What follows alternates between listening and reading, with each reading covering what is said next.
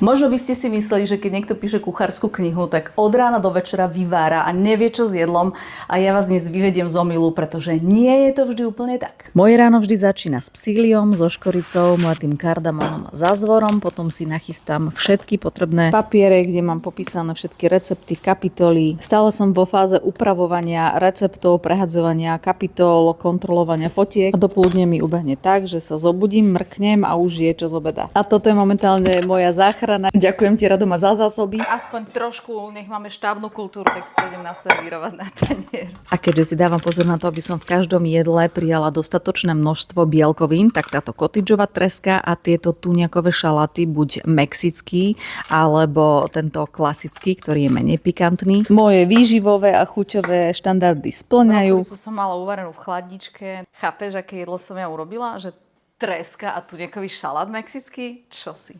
Na záver to posypeme konopnými semiačkami. A viete, čo si dáme ako prílohu? Rohlíček. Milé moje, toto je môj obed pri písaní knihy. Lebo treska sa je s čím? S rožkom. A keďže ja som bohém a milujem krásne jedlo, tak aj tresku si naservírujem krásne. Dobrú chuť.